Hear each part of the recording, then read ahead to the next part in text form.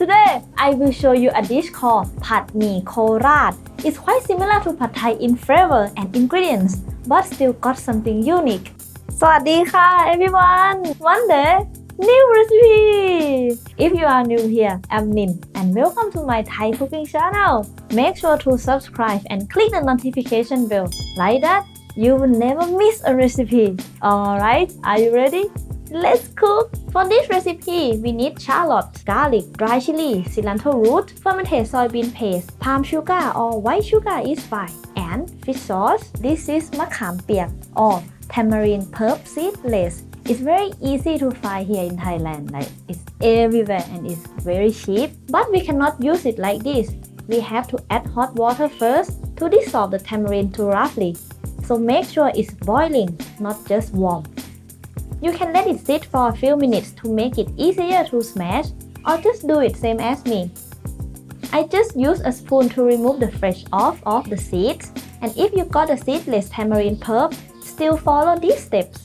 Except if you have a tamarind juice that is ready to use. Once you got the thickness of juice like this, it's good.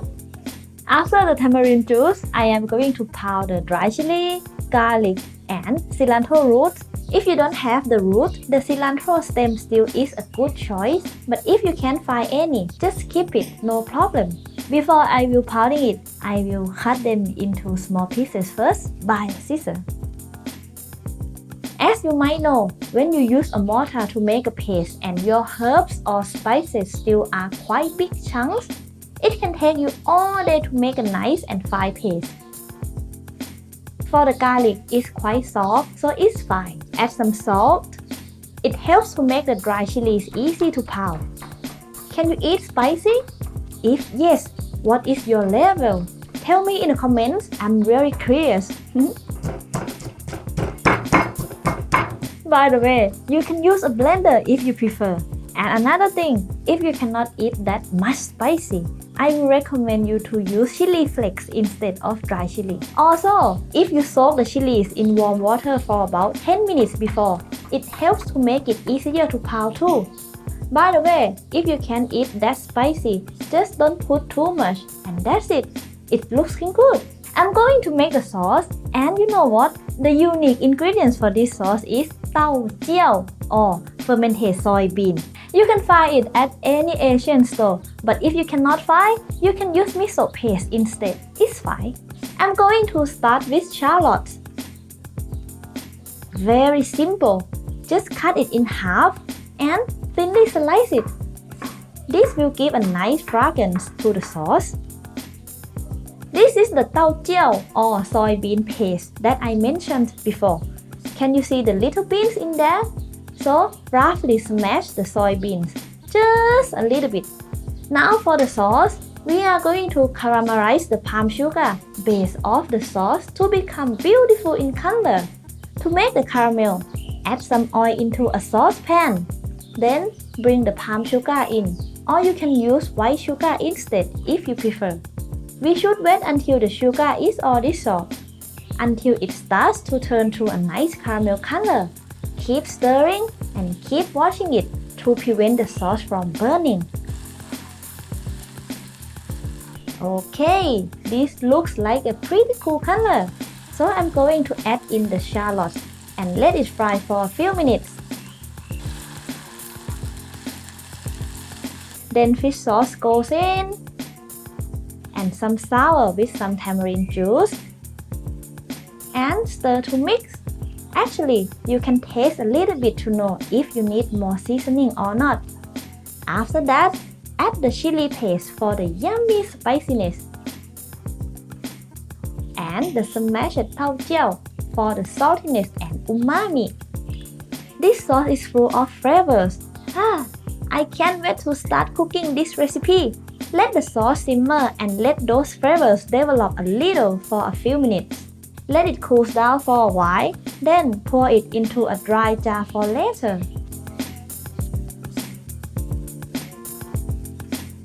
The sauce is done, but before we start to cook Pad Mee Korat, we need bean sprout, garlic chive, and if you don't have that, you can use spring onion instead.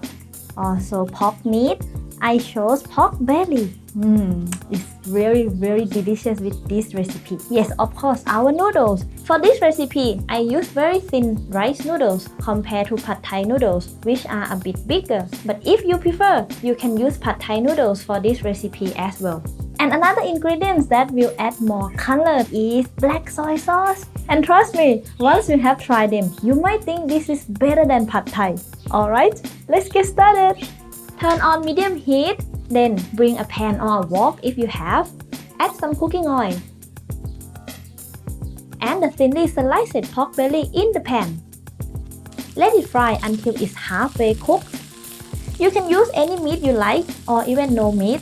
But if you want to try pork meat, I would recommend using the belly part because it's so juicy and fatty. Add our beautiful sauce and some water. Remember this, it's better to add too little water than too much. You can always add more later, but if you added too much, that can ruin the texture of the noodles. Now, we are going to break the noodles up. Add some black soy sauce for more color. Stir to mix until the sauce sticks to the noodles. Can you see?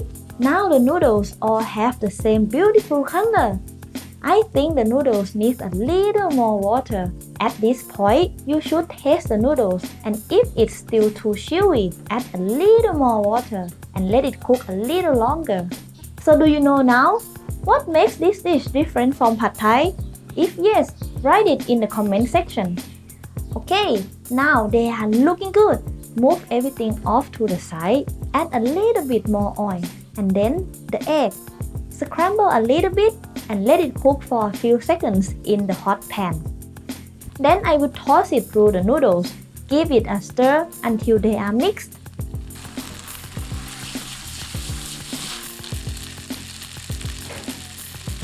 Now add those bean sprouts and chives in.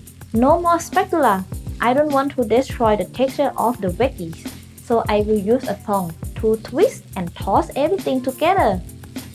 Now, I will serve it on banana leaves like the real Thai style, topped with some extra crunchy bean sprouts, some chives, and a lamb wedge for more flavors and texture. The main difference lies in the sauce. In Pad Thai, there is no tau jiao, and in Pad Mee Korat, there is no tofu and no dry shrimp. If you want to compare the taste of Pad Mee Korat with Pad Thai, go check my Pad Thai recipe and you will know exactly what's the difference. You might think this Pad Mee Korat is better than Pad Thai. Thank you for watching and don't forget to chop that like button. See you next time. ขอบคุณค่ะ บ๊ายบาย